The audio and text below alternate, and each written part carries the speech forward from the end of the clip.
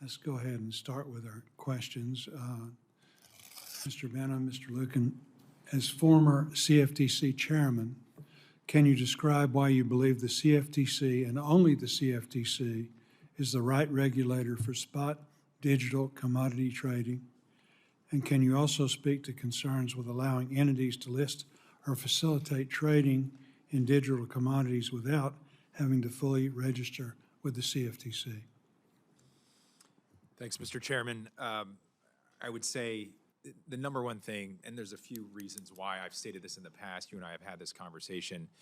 I'll start first with the experience, and this goes back to Chairman Massett's time in the mid-2010s when we had a determination of Bitcoin as a commodity, and you started to see enforcement actions coming out of the CFTC around digital assets. That's a long time ago, and over that 10-year period, the CFTC has been at the forefront of enforcement, both on the fraud and manipulation side of crypto. Enforcement doesn't just mean an enforcement action. There are staff within the agency that are conducting research. They're doing surveillance of both the derivatives markets and the underlying physical market itself. So the agency has developed over this course of time a really distinct and unique expertise in the digital asset market. Second thing I'll say is the expertise in the commodity market. The CFTC is over 100 years old. The CFTC as an independent agency is 50 years old, and it understands commodity markets. And these are very distinguishable from securities markets, the way the markets are structured, and the regulation over them. And lastly, I'll say it is extremely important the CFTC become the primary regulator of any commodity asset. As you've noted, two market regulators. It's important we have two market regulators because they are independently very large, unique markets that demand different sets of regulation. I believe if there's any agency that starts to regulate commodity tokens, it becomes and potentially creates a blurred line of what is jurisdiction between the CFTC, commodity markets, potentially physical commodities themselves, and other regulators. Very good. Mr. Lucan. I would echo my colleague. I think really three strengths that really give the CFTC unique ability to oversee the commodity derivative or digital commodity markets. As Russ mentioned, expertise. I mean, the agency for 50 years has been developing the ability to look at secondary markets for commodities, and that expertise, whether it's surveillance, manipulation of those markets, and how best to ensure that those markets are not taken advantage by those trying to manipulate prices.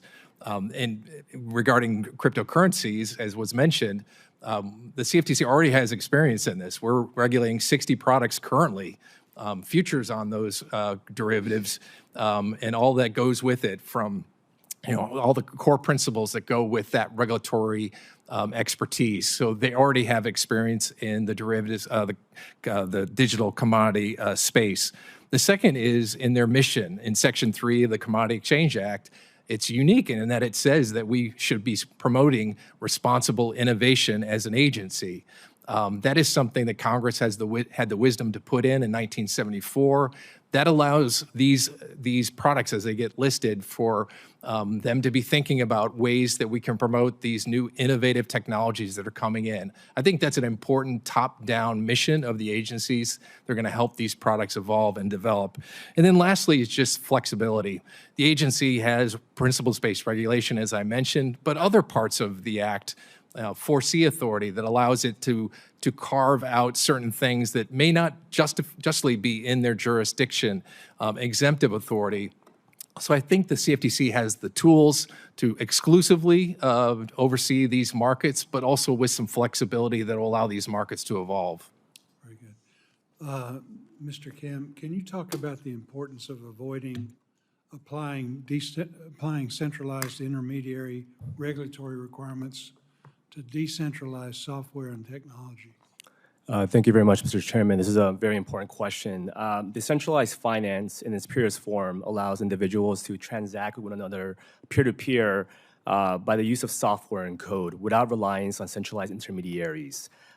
Notably, the software and code does not take control or custody of the funds. Of course, we regulate exchanges, not the matching engine. We regulate brokers, not the trading screens. And we regulate the centralized intermediaries, which take control and custody of the funds, Mr. Chairman. It's important to keep that in mind as we look to establish a comprehensive framework for the United States to keep innovation here in the U.S. Very briefly, Mr. Chairman, of course, as Congress has been contemplating a broader market structure framework, the focus has been on centralized intermediaries that do take control and custody of funds. Right now, as my colleagues have mentioned, there is a regulatory gap. There is no federal framework for the supervision of digital commodities. That means there's no business conduct standards, no conflicts of interest provisions, no consumer education. And it's important, in order for us to cement U.S. leadership and best protect consumers, that we address this gap by providing the CFTC with supervision, Mr. Chairman. Very good. Senator Klobuchar.